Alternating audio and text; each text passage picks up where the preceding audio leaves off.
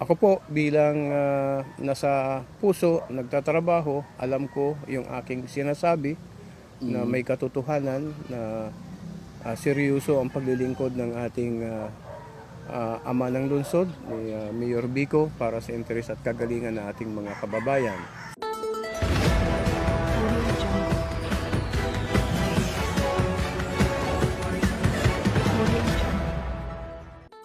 Ang nilalaman ng mga usaping ito ay sariling pananaw at personal na saloobin ng mga individual patungkol sa mga isyong ito. Ito walang kinalaman ang patnugutan ng programang ito. Isang magandang umaga pong muli sa inyong lahat. Ako si kasamang Wilmer. Kasamang Jonas po, ang inyong pambansang susulero. At may makakadaupang palad tayo ngayon, si Kasamang Manny, na nanggaling sa puso. Kasamang Manny, pakilala mo nga kung sino ka. Ako po ay Manny Manato po at kasalukuyang nasa Pasig Urban Settlement Office ng City Hall. Okay. Kasamang Manny, ano ba tong puso na to? Anong departamento ito sa ating city?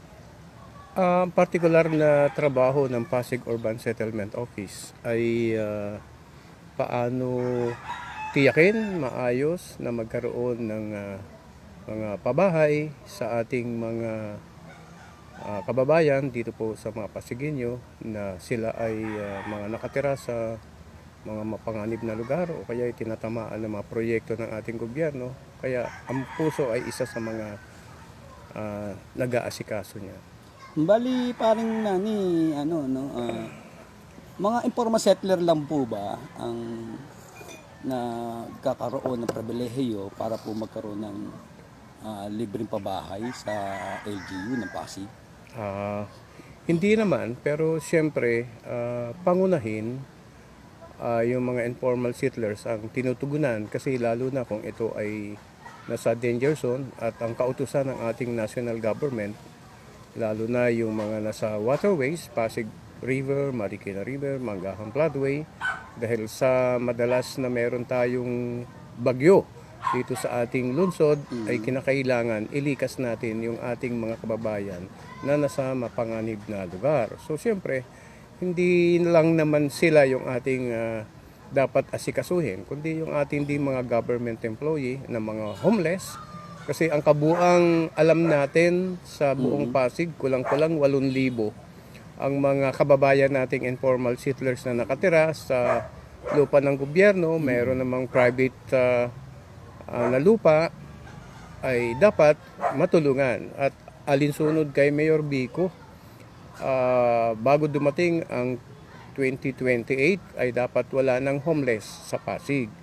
Kaya yan po yung isa sa mga tinatrabaho ng Pasig Urban Settlement Office. So, ibig sabihin, Kasamang Manny, hindi na ito yung tinatawag nating band-aid solution.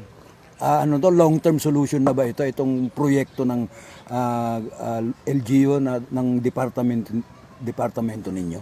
Ay tama po, kasi sa nakaraang administration, nakita natin yung mga kahinaan o kakulangan ng kanilang shelter program na kadalasan yung ating mga kababayan ay tinatapon sa malalayong lugar, Kalawan, Laguna, Tanay, Rizal, Montalban, Rizal at iba pa. So sa administration naman ni Mayor Vico Soto ay naniniwala siya na wag nang itaboy o wag nang itapon sa malalayo. Ito po ay in-city housing, yung kanyang priority. Pero meron ding option yung ating mga kababayan. Kasi kung ang gugustuhin ng ating mga kababayan, lupa bahay, ay hindi natin kayang ibigay yon. Pag lupa bahay ang iyong hihilingin sa ating pamahalaang lungsod ng Pasig, i-endorse namin kayo off-site, yung sa National Housing Authority, kasi yun po ay lupa at bahay. Bali, kasamang Manny, may mga proyekto na ho ba na masisimulan mula po sa inyong departamento? Paano po ba yung kabuang plano po ninyo? Kung sinasabi po ninyo na 2028 ay Dapat tapos lahat. zero ISF po tayo. Oo. Ano ba yung programa nyo ron? Oh, tama, kasi ang naging dahilan ng pagkabalam ng ating proyektong pabahay ay itong nakaraang pandemic. Medyo malaking sagabal yan sa proyekto sa ilalim ng pamumuno ni Mayor Vico Soto. So sa ngayon, nung matapos na nawala na po yung pandemic, ang unang ginawa ng ating mayor ay bumili ng mga lupa. Para masiguro na madali kasi ang magpatayo kung meron na po tayong nabiling mga lupa. So, hindi ko po pinangungunahan si Mayor Vico na itong taong ito ay meron na pong sisimulan yung sa Santulan. Okay. Ano yon? Yung sa Santulan, ito yung mga tatamaan nating mga kababayan sa Marikina River na nakatira along sa Barangay Santulan. Kulang-kulang ito 300 informal settlers. Kaya ang inuna doon ay bumili muna ng lupa. Ngayong nabili na yung lupa, so itatayo na yung pabahay. So katatapos lang po yung process ng BAC o yung sa procurement law na dapat nating sundin, ay meron na pong nanalo na bidders. So inaantay na lamang po yung notice of award and then the notice to proceed para po simulan na. So ayaw kong pangunahan si Mayor Vico sa bagay na ito, pero dahil nga sa alam ko yung proyektong ito at ako po taga Barangay Santulan, kaya sa taong ito ay hindi malayong hindi na masisimulan. Pangalawang project, ito yung sa mayroong Barangay San Miguel, kung tawagin ay Daang Bangka. Boundary ito ng Cainta and then the Pasig ng Barangay San Miguel. Sino ang itatayo doon o sino ang ilalagay doon? Malapit na rin pong matapos yung mai-award kung sino yung bidders na yan na magwawagi kung sino ang ilalagay doon. Ito naman yung mga kapatid natin na nakatira sa Rosario Floodway. Alam naman natin yung Floodway, Manggahan Floodway, yung West Bank Road, kasama din po yan sa mga nabibiktima o dinadamaan ng baha. Danger zone talaga yan. Danger zone din po. Oo, yan yung Tapos siguro by 2025, masisimulan na rin. Barangay San Miguel din, yung itatayo na rin yung pabahay, yung Tambakan 2, kasi yung Tambakan 2 at saka yung Tambakan 3 ay madalas masunog yung area na yon, kaya nabili na rin yung property yon at ipapasok na rin yan doon sa bidding procedure. Alam nyo, ang ating mayor ay napakahigpit sa puntong yan na sinisiguro yung good governance para maiwasan ang mga katiwalian. Kung siya, pwede nating sabihan na 100% ay talagang walang corruption sa kanyang kaisipan bilang lungsod o ama ng ating lungsod. Pero yung mga nasa kapaligiran ay baka may mga natutukso pa din. Kaya hindi 100% ay buong-buo yung kanyang pamumuno. Pero ang kagandahan lang, siya mismo bilang commander ng ating lungsod ng Pasig, siyang nananawagan at nagsisikap na dapat tulungan siya para sa mahusay na paggogobyerno o matinong paggogobyerno. Follow-up question lang, kasamang Manny. Binabanggit mo kanina pa yung mga bilihan ng mga lupa na inaskaso ninyo. Gaano po katagal ba yan? Yung mga negotiations, ano po ba yung mga inaayos dyan para po mabili yung mga sinasabi natin, mga lupa na pagtatayuan po ng inyong mga proyekto? Okay. Yan ba, babayaran na lang? O pagkabayaran, okay na? O marami pa bang mga prosesong Mga sama-sama. pagdadaan? Pagka yung mga nakatira na alam nila yung may-ari ng lupa, matagal na silang nakatira doon. At pagka nakausap nila yung landowner na ready naman na ibenta ang kanilang property o kaya ipapasok doon sa community mortgage program, ay tinutulungan po ng Pasig Urban Settlement Office. Kami po yung maghahanda ng mga social preparation. Kailangan po namin makausap yung mga structure units, yung mga may-ari ng mga kabahayan, gaano kalaki ang kanilang lote. Ito ba ang lupang ito ay kumpleto, malinis ba? Meron bang titulo? Meron bang tax declaration? Ang titulo ba, ang nagmamay-ari ba, buhay pa ba? Dahil kung iyan ay patay na, so may mga extrajudicial settlement pang dapat daanan sa korte malinaw naman sa atin kung hindi nakapangalan sa iyo yung titulo at sa iyong mga ninuno pa, kailangan mo ng Linisin. linisin yan. At hindi mo rin po pwedeng ibenta kung hindi rin naman nakapangalan pa sa iyo. Kaya maraming proseso. Pangalawa, Mahaba pala proseso oo, yan. kaya hindi ganun kadali ang bilihan ng property. Kasi ayaw naman natin malagay sa makasuhan ang ating ama ng lungsod ng Pasig na sasalang sa isang bagay na mali pala. Na, kaya kinakailangan talaga yung masinop na pagre-research, pagtutuklas sa mga bagay na yan. Tapos siyempre kakausapin din namin yung mga mimi-ari ng mga kabahayan, di ba? Ibabalidate namin. Would be beneficiaries, kumbaga. Yes, opo, ibabalidate namin. Kasi kung minsan, kahit na hindi na nakatira sa Pasig, kapag kanalaman ng pamilya na ang puso ay bababa para mag-census tagging, mag-interview, kahit nakatira sa ibang mga barangay o sa ibang mga lugar, o sa ibang Bumababa din, syudad, pumupunta doon. i-invite nila dahil sa merong pakinabang na darating. Sayang naman. Kaya hindi natin dapat hayaan yun. Kay Mayor Vico, para makakuha ka ng pabahay, dapat merong minimum na 15 taon kang nakatira sa Pasig.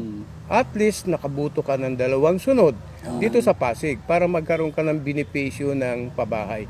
Ang pabahay naman po ay hindi libre, pero affordable. Mababa po ang upa at lahat ng mga building maintenance ay sagot naman po ng lungsod ng Pasig. Kaya ang pananagutan lang ng isang nakatira, dahil ito naman po ay rent to own, pananagutan niya lang, ihanda niya lang yung kanyang monthly amortization. So, Opo. ibig sabihin, kasamang money, yung burden pala, yung hirap ng pagtatrabaho niya, nasa departamento nyo. Opo. Yung profile tagging lang nung mga would-be beneficiaries, mahirap talaga yan. Kasi ikaw na rin ang nagsabi na yung hindi na nakatira doon, bumabalik, iniimbitahan nila kasi may darating na programa, biyaya, baka sakaling mapasama pa sila.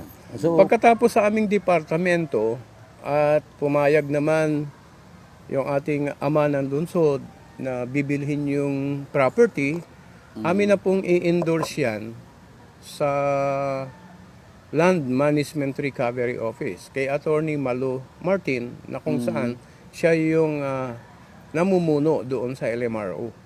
At siya na po yung susulat doon sa mimi-ari ng lupa at ihaharap kay Mayor Vico at pag-uusapan na nila yung presyo. Mga intent to buy, intent Yes, to sell. at kung mga nagkasundo, magkakaroon na po ng Memorandum of Agreement o Deed of Sale at kung kailan po ito magkakaroon ng kabayaran. So, pero bago umabot sa ganon, itong LMRO ay gagawa pa siya ng proposed ordinance o propose sa sanggunian para sanggunian ay aprobahan na i-authorize si Mayor Vico to negotiate.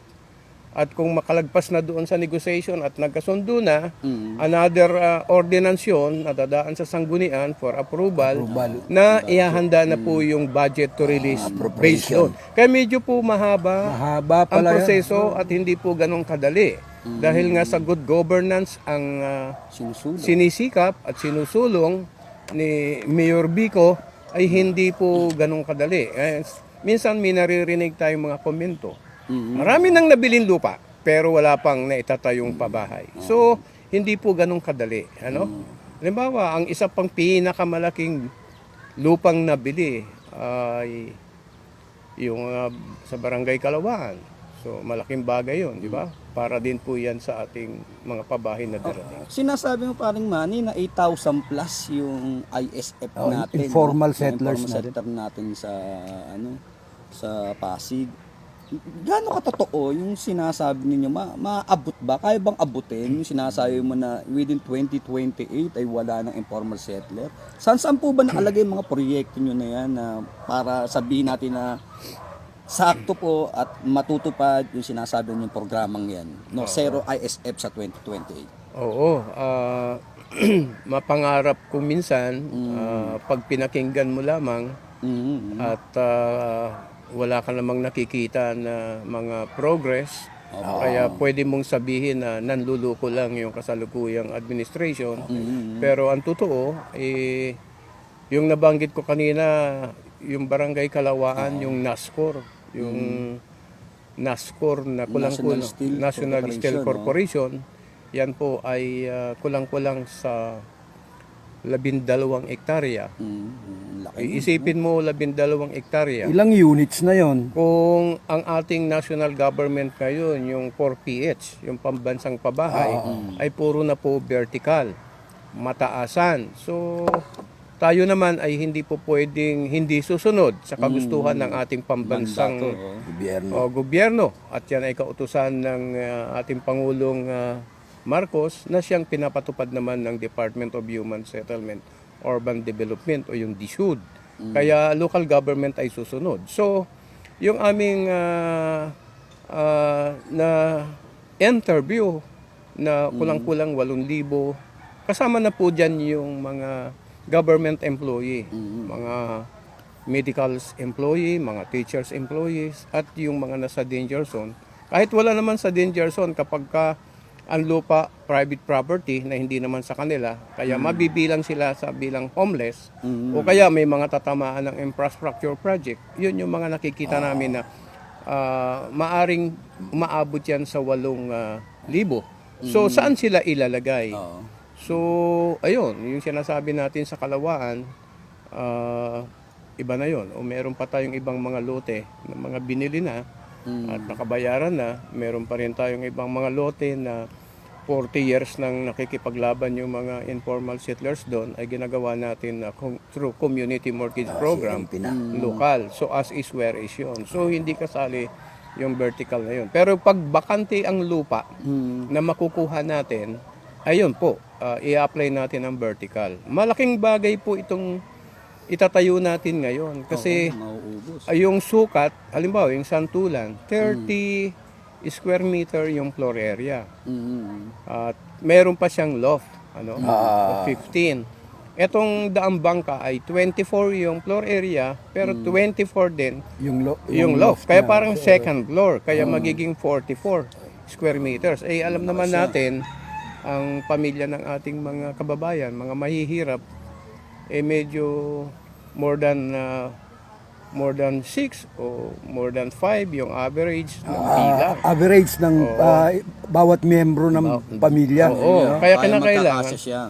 kailangan magtayo ka ng pabahay na yung hindi naman sila siksikan. Komportable. Oo. At yan naman ay ang ano niyan, rain to own yan, May mga building siguro na ang kategory niyan ay for renters lang, pero forever naman na naandyan ka. Hindi ka naman niya tatanggalin kung wala namang rason, wala namang dahilan na hindi mo naman nilalabag ang mga patakaran tungkol sa pabahay. Kasamang Manny, dito ba sa Manggahan may ongoing project ang housing departamento niya? Dito sa Manggahan ay wala. Wala pa. Bagay, May meron. existing, May existing naman kasi siya. tayo. Oo, meron na po tayong pabahay dyan. Yung building ay yung Blaze 7 at yung Blaze 4. At kung mayroon pang mga bubuksan, depende yan sa panukala. O baka naman wala na lang ding makita pang bakanting lote rito, kaya walang mabili ang city, Pero tingin ko sapat-sapat na yung mga inilatag nila, no? Kasi sa Kalawaan pa lang 10,000 na yung mailalagay na informal settler. Kung At hindi 8,000 lang, no? yung May utang pa tayong 2,000, magkano pa tayong 2,000 beneficiary. Di ba? maganda rin. Kasi Kamani, maiba ako ng tanong. Ikaw ba ay nagpe-Facebook? Oo naman. Okay. So, ibig sabihin, techie ka rin, techie, Kasi may mga nababasa akong post.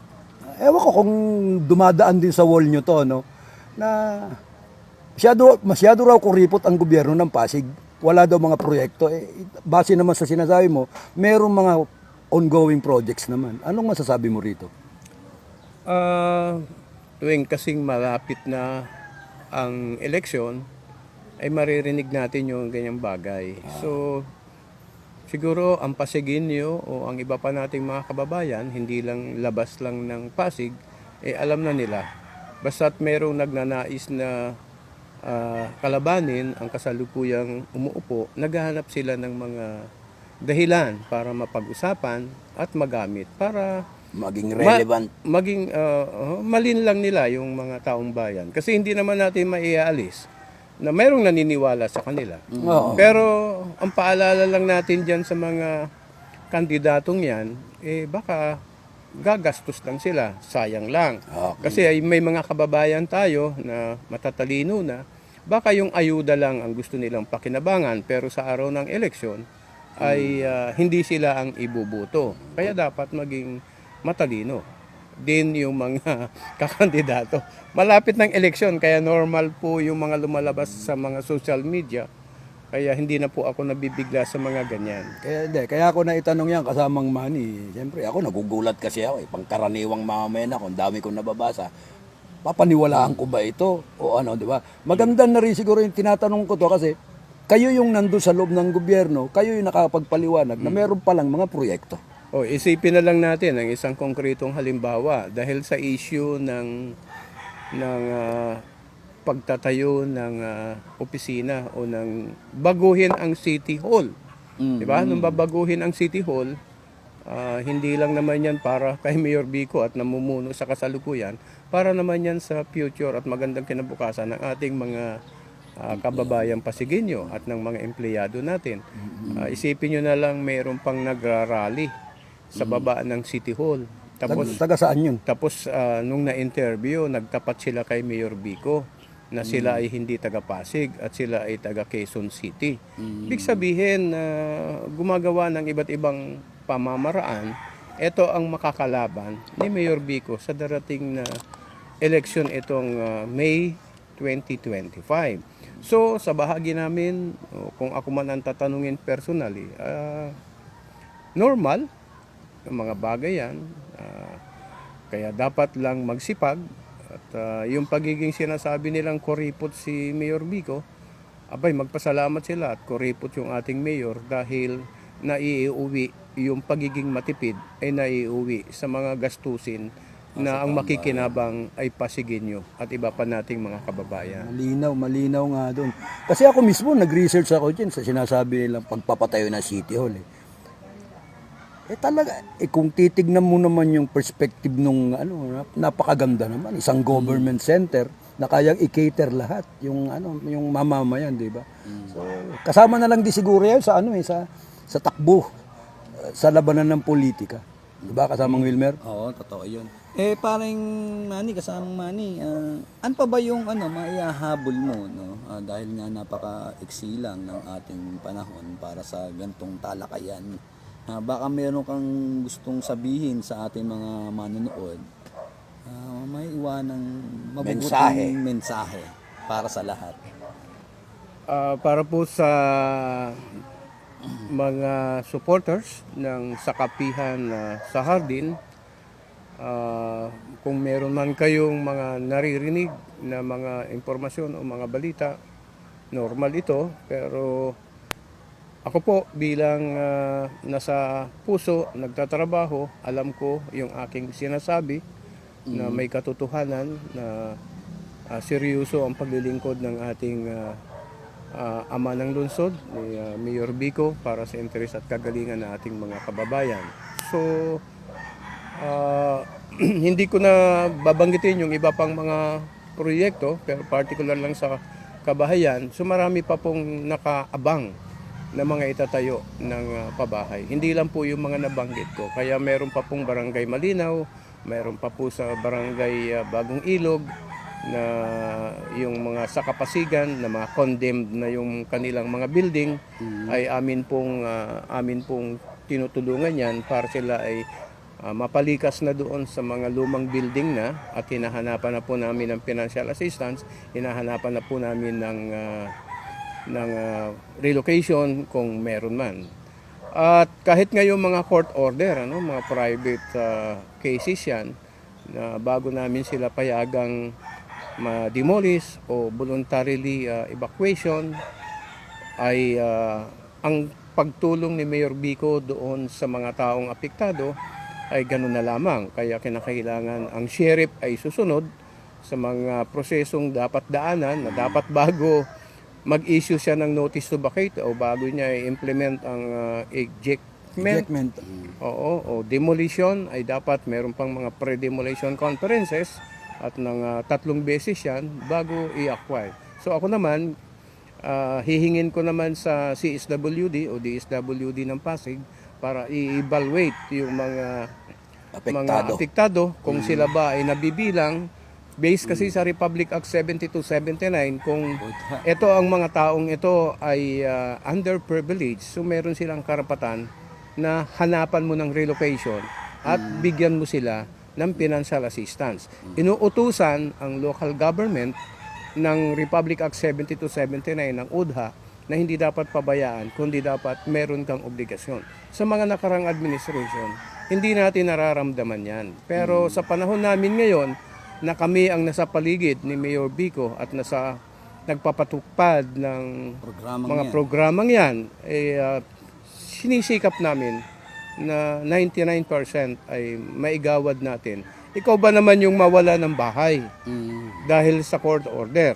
Malinaw naman sa amin na hindi natin marireverse ang laman ng korte, pero gusto natin i-ensure na bago sila mawala ng bahay, meron silang malilipatan. Disenteng malilipatan. At meron silang financial assistance para sa panibagong panimulaan ng kanilang pamayanan. Yun, napakaganda na sinabi ni kasamang Manny, no? At napakagandang balita po niyan para sa lahat ng Pasigueño. May pag-asa po tayo na magkaroon ng sarili nating rent-to-own, no, na pabahay mula sa gobyerno o sa LGU ng Pasig. Kaya wag po kayo mawawala ng pag-asa, no? I-announce po iyan kung kailan po magkakaroon ng application para po sa lahat na gustong mag-avail ng ganyang bagay. Hindi lang yan sa usapin ng kayo ISF or kung ano pa man, kahit po mga professional, pwede po magkaroon yan, no? Dahil kulang na kulang po sa itatayo nila ng mga pabahay yung magkaroon ng awardee, no? Kaya hintayin po natin yan, no? Mga kasama natin sa ISF, sa lahat ng mga mamayan ng Pasig na wala pang disenteng pabahay o gusto magkaroon ng pabahay. Kasama Jonas, last. Sa akin naman, may agam-agam ako eh. Ano yung agam-agam mo? 8,000 yung ISF. O, Hindi sa kaya isang itong lugar pa lang pagkatapos itong interview to at may area, hindi kaya lumobo yan ng 14,000? Walang problema. Di ba? Hindi, joke. joke lang, di ba? Kasi, nakikita, maganda pala, may mga programa palang ganyan na dapat bagay. Knowing yung ating punong lungsod, hindi naman kasi sinasabi niyan yung mga accomplishment niya, no? Bakit mo nga na may pagkakalat na may ginagawa ka? Di, hintayin mo na lang. Pag nakita mo, nandyan na, di ba? Kaya nga, ang sinasabi ko rin sa ating mga manunood, lagi kong pinapaala sa inyo, hindi lahat nung lumalabas sa social media, tama, di ba? Sa diksikin nila. Mag-research tayo para makita natin, may nag-post lang, wala naman link, papaniwalaan natin. Tayo rin ang magugulo ang ating pag-iisip. Kaya magpapasalamat ako sa iyo, kasamang Manny, at pinaunlakan mo kami. Ito muli ang inyong pambansang sulsulero, si kasamang Jonas. At ako naman po, si kasamang Wilmer mula sa Jardín de Águila. Maraming salamat din po sa inyong paanyaya sa akin para din po maisiwalat natin, maiparating natin ang programa ni Mayor Vico sa ilalim ng puso. Dito lang yan sa Kapihan sa Hardin.